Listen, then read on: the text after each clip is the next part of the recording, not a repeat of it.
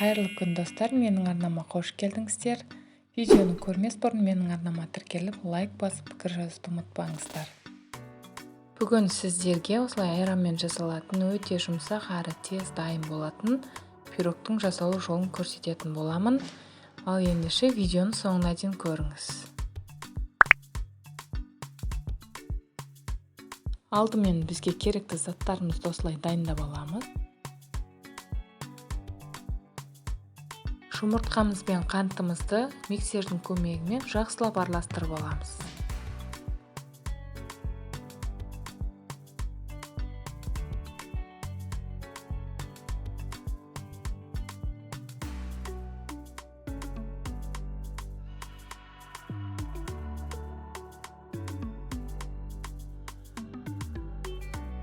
Енді айранымызға 1 шай қасық ас содасын салып, осылай жақсылап араластырып аламыз. Кішкене үлкендеу ыдысқа салғаныңыз дұрыс. Соданы салған кезде көтеріліп кетуі мүмкін.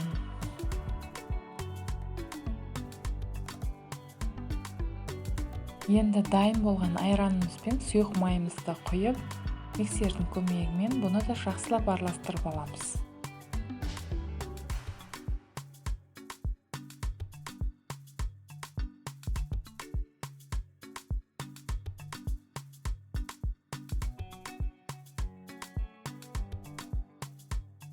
Міндетті түрде осылай ұнымызды електен өткіземіз, себебі қамырымыздың арасы жақсы көтерілу үшін және бірдей болып араласу үшін.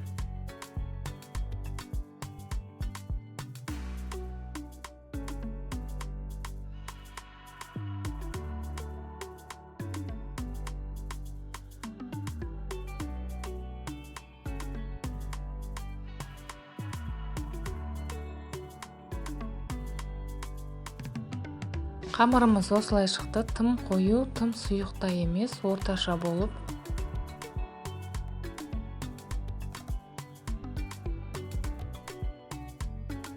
Формаға құйып аламыз, астына пергамент қағазын салып, қызып тұрған пеште 180 градуста 30 минутта пісіріп алдым.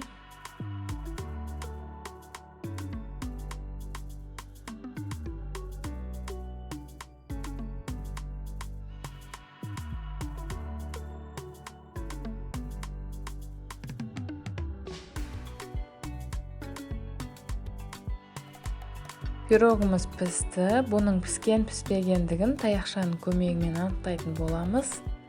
Осылай таяқшаны салған кезде ешқандай қамыр ештеңе жабыспайтын болса, онда бұл таза пісті деген сөз.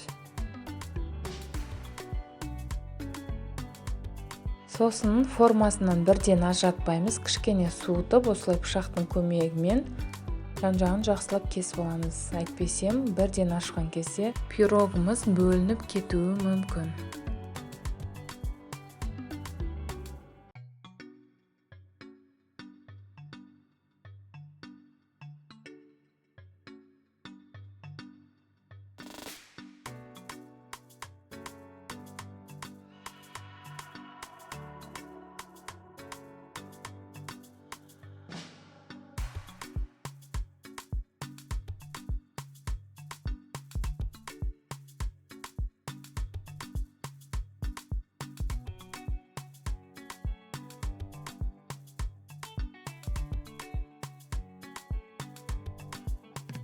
Видеода көріп тұрғандарыңыздай өте жұмсақ шықты, әрі оңай, әрі дайындалуы да тез, дәмі де өте жақсы шығады.